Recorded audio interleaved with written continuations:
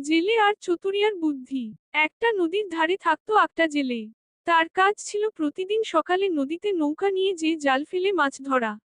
কিন্তু কয়েকদিন ধরে নদীতে মাছ পাওয়া যাচ্ছিল না। জেলে খুব চিন্তিত হয়ে পড়েছিল। একদিন সকালে সে নদীর ধারে জাল ফেলে বসেছিল, হঠাৎ করে সে দেখে এক চতুর শিয়াল চতুরিয়া এসে নদীর পাড়ে হাঁটছে। শিয়ালটা খুব চালাক ছিল। সে বুঝতে পারল জেলের মনে কষ্ট আছে। চতুরিয়া এসে বলল, কি হে জেলে ভাই, মন খারাপ কেন? জেলে বলল, নদীতে মাছ নেই, সংসার চলবে কি করে? চতুরিয়া একটু হেসে বলল, তুমি যদি আমার কথা শোনো, আমি তোমার জন্য মাছের ব্যবস্থা করে দিচ্ছি। তবে একটা শর্ত আছে, মাছ পেলে প্রতিদিনের এক ভাগ আমাকে দিতে হবে।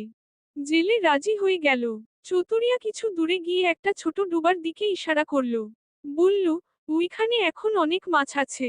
আজই জাল ফেলো। জেলে গিয়ে জাল ফেলতেই বিশাল পরিমাণ মাছ উঠল। সে খুব খুশি হলো। কথা অনুযায়ী সে মাছের এক ভাগ চতুরিয়াকে দিয়ে দিল।